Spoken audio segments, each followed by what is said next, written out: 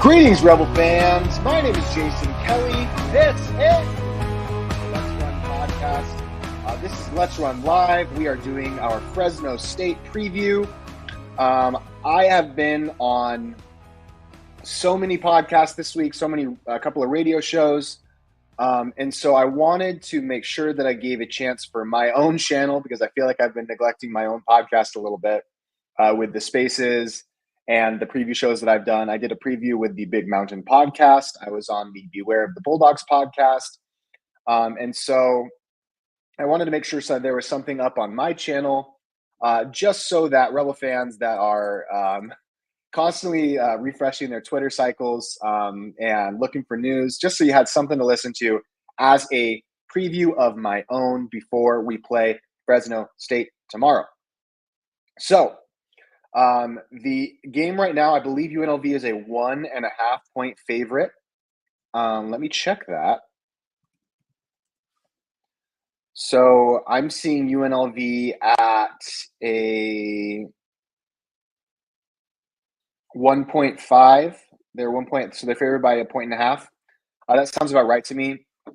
In terms of a bettor's position, I think that that's probably the right call.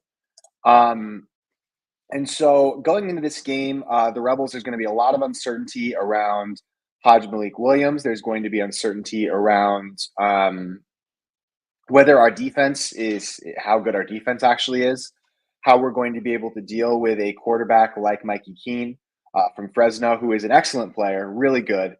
There's a lot of question marks here. So I wanted to give you a quick preview of this game and both sides. So for the Rebels, obviously, we've been talking all week with Matthew Sluka gone. It is Malik Williams, the Hajj Mahal, as we have been calling him. I think that's a great nickname. I hope we get that on some T-shirts. Malik Williams is a beloved locker room presence. He's a great leader, a good guy. How good he's going to be is kind of a mystery. It's something we'll see tomorrow. But I would expect a good offensive performance tomorrow. Stopping Mikey Keene and the Fresno State offense, which is a good offense, is going to be the key. Fresno State coming into this game is only averaging I don't know if they're averaging over 100 yards rushing. But the Fresno State running game has had a difficult time getting off the ground.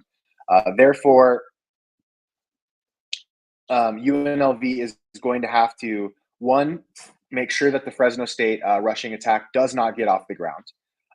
And they're going to have to also make sure that they play disciplined defense.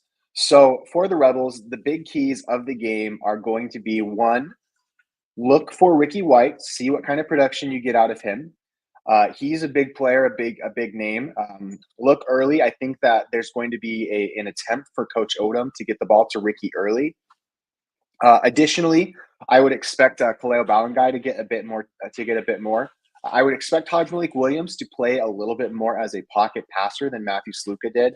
I'm a little disappointed in our game a couple weeks ago when Hodge got in against Utah Tech that Hodge was not given the chance to throw the ball a little bit more. So he has yet to attempt to pass this year.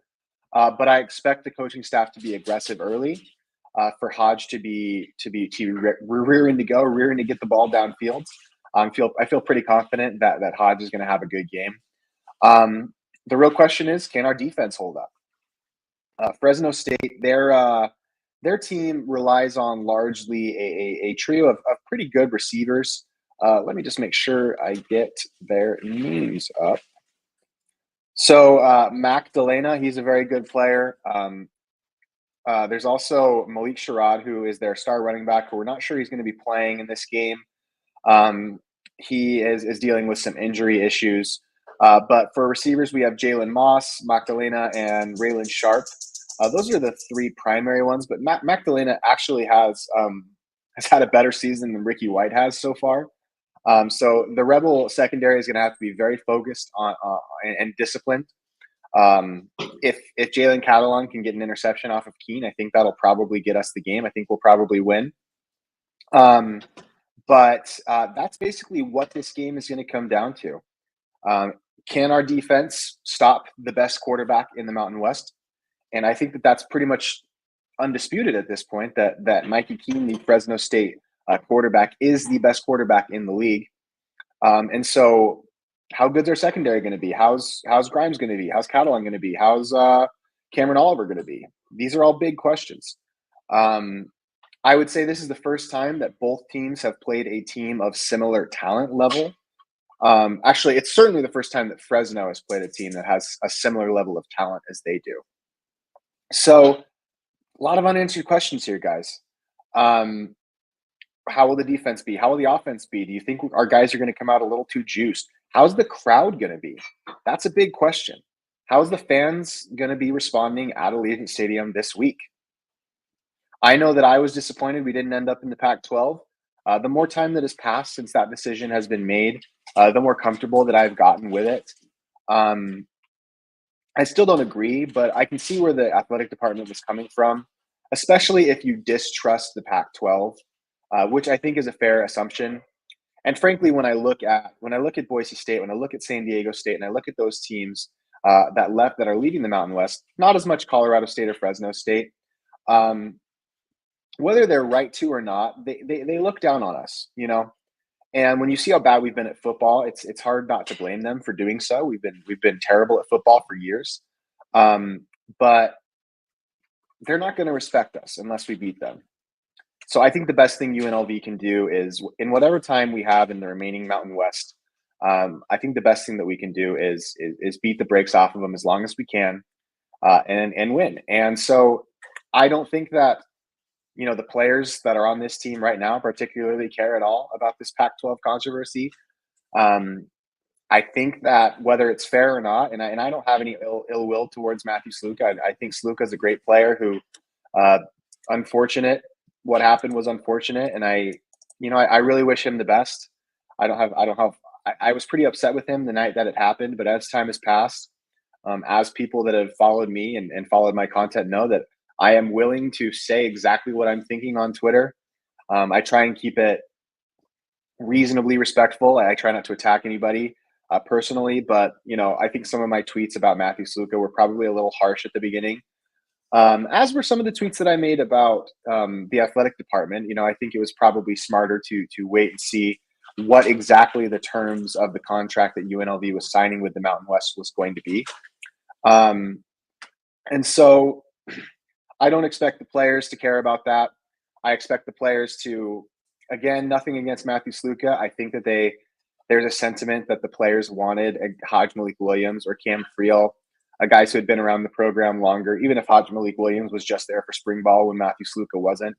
There's a sentiment that the guys are going to rally behind our players, are going to rally behind Williams. They're going to rally behind Cam Friel. Um, and yeah, this game is for all the marbles, man. I have described it as the biggest game in the history of UNLV football. And I think that that's fair. I mean, obviously, the Mountain West Championship game last year and the Air Force games, those were very big games as well. Don't get me wrong. But considering the national attention that UNLV has gotten, I would expect TV numbers to be pretty high for this game. It's in a prime TV spot. People have been reading UNLV's names in the news basically this whole week. I would expect there to be a lot of eyeballs on us. I would expect the Allegiant Stadium to be popping. Um, and so, will this UNLV defense be able to shut down Mikey Keene? And will this offense that has been struggling? I mean, it's against against Kansas. The offense was struggling. Uh, the receivers and the quarterback were not. They didn't have good chemistry. Will the offense finally get back to what we saw last year? And will this team finally reach its full potential? If you've watched any of the preview shows that I've done this week, you will know that I picked against UNLV in this game. I hope I'm wrong. I picked Fresno State to win literally by a point, 31-30. That's not a super common score, but the differential is what I think is more important there. But UNLV winning this game will shut up all of the conference realignment talk. We'll finally just focus on football. It'll shut up a lot. It'll shut up the Sluka talk for sure. And that's my message to the guys. Go win it. Go get it done. Prove me wrong. I think Mikey Keene is good enough that Fresno can pull this game out, but I hope that I'm wrong, and I will be at Allegiant Stadium tomorrow cheering with everything that I have, giving it my all, trying to make sure that place is as loud as it can get. And I hope this week that I have been able to provide enough content in this turbulent time for the Rebels But yeah, 31-30 Fresno. That's my prediction. I wanted to keep this really short. I just wanted to have UNLV fans to have a small preview before the game tomorrow. I think it's going to be good. So appreciate you guys. Hope you have a wonderful night. Have a great Friday, and let's run.